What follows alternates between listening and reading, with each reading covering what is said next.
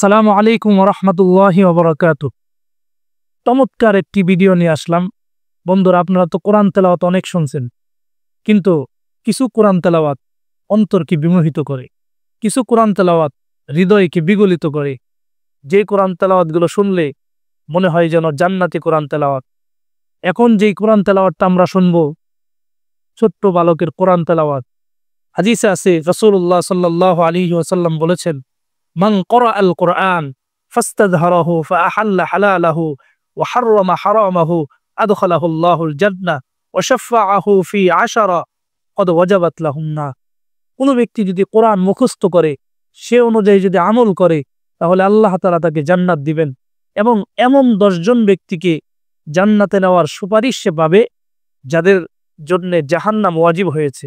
আরেক হাদিসে আছে রাসূলুল্লাহ সাল্লাল্লাহু আলাইহি ওয়াসাল্লাম বলেছেন যে কোন ব্যক্তি যদি হাফেজ হয়, কোরআন মুখস্থ করে, তদনুযায়ী আমল করে, তাহলে ওই ব্যক্তির কিয়ামতের ময়দানে, হাসরের ময়দানে আল্লাহ তাআলা ওই ব্যক্তির পিতামাতার মাথার মধ্যে নূরের মুকুট পরাবে। সুবহানাল্লাহ। এজন্য চলুন না আজকে সুন্দর একটা চমৎকার কোরআন তেলাওয়াত শুনে আসি।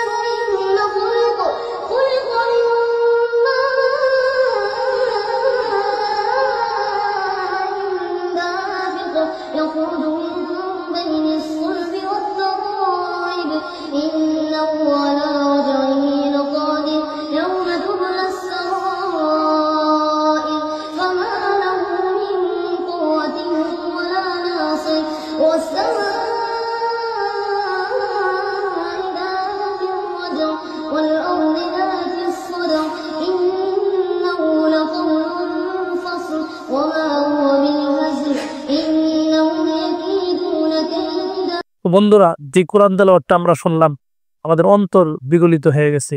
অন্তরটা, হৃদয়টা, এই শক্ত হৃদয়টা আমাদের কিছুটা হলেও নরম হয়েছে।